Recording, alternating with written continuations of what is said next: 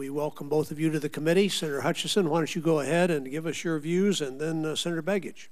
Well, thank you very much, Mr. Chairman. I want to thank you and the ranking member, Senator Murkowski, and the members of this committee for pushing legislation that will hopefully open up our ability to get our energy resources from our own country to alleviate the high prices of gasoline at the pump right now. So thank you for having this hearing. I'm here today to speak on behalf of my bill with Senator Landrieu, Senate Bill 516. We call it the LEASE Act because it extends the leases that have really had the delays of the moratorium while they have maintained their expenses. And Senator Landrieu and I drew up this bill because we know the financial commitments that are made and how expensive it is.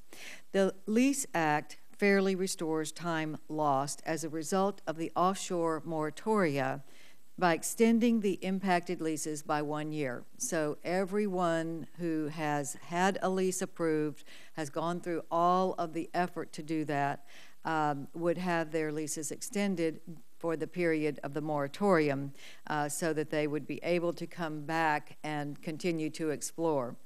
The common sense legislation does have bipartisan support.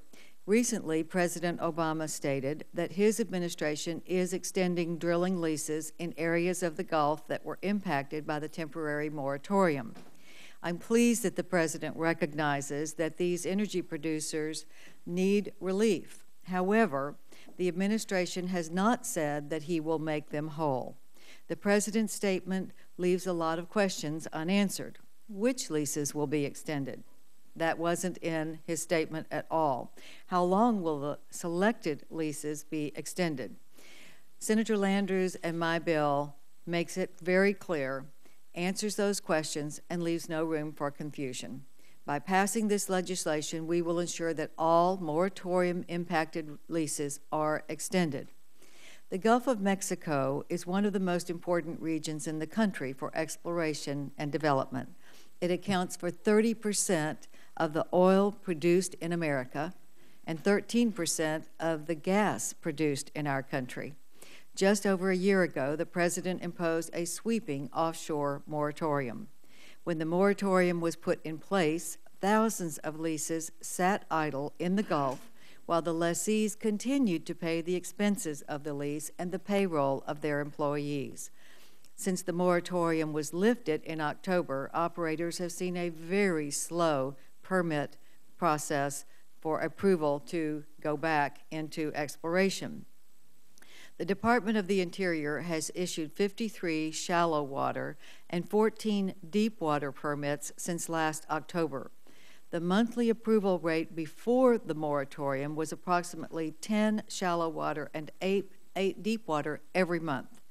This year alone, over 350 offshore leases are due to expire, many of which have not had the opportunity to be developed because of the moratorium. I received a letter from Stephen Heitzman, the president and CEO of Phoenix Exploration, a small Houston-based exploration company. He wrote, "The LEASE Act is vital to Phoenix Exploration and other small offshore oil and gas companies that were prevented by the administration's de facto drilling moratorium from fully evaluating many of its Gulf of Mexico leases acquired and fully paid through the federal OCS competitive bidding process." He says it's very difficult for shallow water independent operators to put together the required business partnerships and attract sufficient capital resources needed to develop leases when the moratorium is in place and you can't use it, but you're still paying for it. The LEASE Act, of course, will give these offshore energy producers the certainty they need. Let me give you another example of how this can impact the economy. The case of Houston-based Seahawk Drilling.